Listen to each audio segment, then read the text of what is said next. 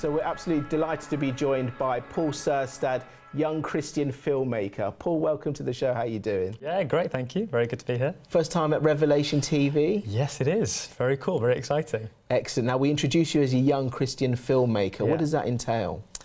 Well, it entails just making media, making film that rules the light of Christ, and it's just about making his name known.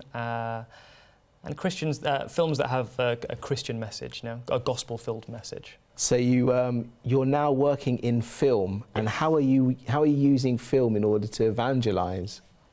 Well, me and my wife, we saw in America Christian film is really rising. You know, Pure Flix, Kendrick Brothers, Affirm Films, and it's really doing well over there. But in the UK, it seems a little bit quiet on our front, and we're not really hearing the UK Christian voice. Yeah. And we thought, actually, something that I've always wanted to be is I've always wanted to be a director. I thought I'd be an actor and then turn director, but there was a moment in my life where God was like, what are you doing for me now? You know, okay, you want to be an actor, sure, but what are you doing for me right now? I was like, okay, I'll use my talents, I'll use what I have, and I'll give them to you. And out of that, this vision was born to make Christian films, make Christian media, short films, spoken words, feature films, documentaries in the future, hopefully. Yeah. But really to reach a people that might not necessarily hear the gospel in everyday situations. You know, you might not be able to bring a friend to church, but you will be able to bring them to the movies, or to just come over and watch a DVD, or, you know, put on Netflix or whatever. And when you saturate it with Christian content, cool, there's an opportunity there, there's another door. I mean, we're talking about evangelising and reaching out to the youth, and obviously we've got social media, and this is a fantastic platform to be on as well, because anyone can make a video, anyone can just pick up a mobile phone with their camera and then upload it to the internet, and you can potentially be reaching out to hundreds, thousands, even millions of people around the world. How are you using the facility of internet in order to evangelise today? Well, so our company, Raw Light, we've started a YouTube channel. So we create, we've got a few programs like Ask the Pastor. I visit different pastors and ask them tough questions, or we do spoken words, we do challenges. And we just want to make sure that all the content is of quality. Because, as you say, anyone can pick up a phone and film, but to get the quality right is something that engages people's attention. Yes. You know? So we're alongside the stuff that we make that are bigger projects, we also want to continue making smaller, free projects that are just always coming out, that people can always engage with. And as long as it's good, people share it, people like it. But I think social media is definitely a platform to evangelize. In one triumphant move, the painter enters the picture. Perfection killed, price paid. But in 3 days, my God is raised, and the best bit, he made a way to look like him again. Be fruitful and multiply. His first command sounded so much like his last. Go and make disciples of all nations. Go, my children, and claim back my creation. See, my God knew what he was doing. This creating God created creators, not satisfied with just his image bearers, but with images that could paint with all the colors of his gospel on the canvas of people's souls. The painter has handed us his brush. And don't let anyone tell you there's no need to rush. He is counting on you. She is counting on you. They are counting on you. He made us a part of his mission when he spoke out his first and great commission. Be fruitful. Go and multiply.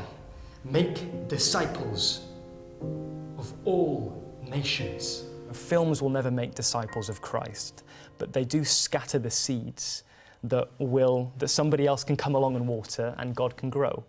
Yeah. So as long as we keep scattering on social media, as long as we keep scattering with films and TV, then it just gives other people that in to be able to go, hey, let me pour into your life, let me disciple you. And then we'll just see more people. Paul, just tell us, what projects are you working on at the moment, and what's the future entailing? Well, at the minute we've started on a project called The Parables Retold. So it's a series of short films where we're going to be retelling some of Jesus' most famous parables in modern settings. So not everyone who reads the Bible understands like the cultural difference and context of Jew and Samaritan, for instance. Yes. And what that means, but you put that in with a white supremacist and a Nigerian man, as we've done, the racial clash is instantly really clear. And we played this for a youth group, and we did like a Bible study that goes alongside it, and their attention was just captivated. Like we'd just been playing some really big games and stuff, and I thought, okay, this is going to really, let's play the film, see if they, and they just watched for 10 minutes. They just sat there and were like, captivated by the parable told in a different way that they can relate to instantly. Excellent. Now you've got a YouTube page as well, haven't you? Yeah, we do. So if some of the viewers maybe want to see some of your content, they can visit your YouTube page? Yeah, youtube.com/rawlight. And we're releasing actually the pilot of the Parables Retold on the 15th of March.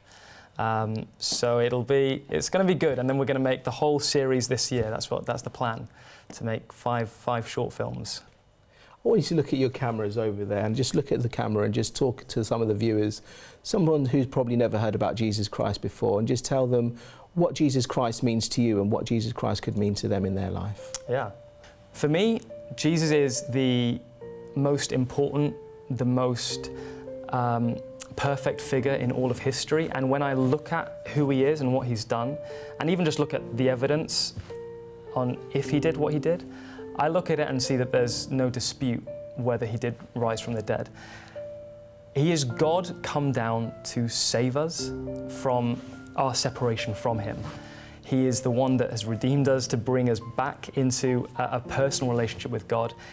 He doesn't want to be apart from you. He doesn't want to be apart from me. And following Jesus is, I can't even say the best decision you can make in your life. I think it's the only decision you can really make in your life. Will you regret it? You know what? There's going to be days for all of us that, because it's tough. We're promised persecution, we're promised all of those things, but the glory that awaits to be in his presence and to be with him for all eternity, I don't think for a second when we enter the throne right at the end, for a second we'll look back at our lives and go, I wish I didn't do that. Following Jesus is the only decision really that I think we can make. Excellent, Paul. Thank you so much indeed for joining us today. And thank you so much to our viewers. And it's so encouraging having young people like Paul who are so on fire for Jesus Christ. And it just shows the youth of today, they're on fire and they're spreading the word. And they're using social media, they're using the industry of media to reach out to the non-believers. Thank you so much indeed for joining us today. Take care and God bless.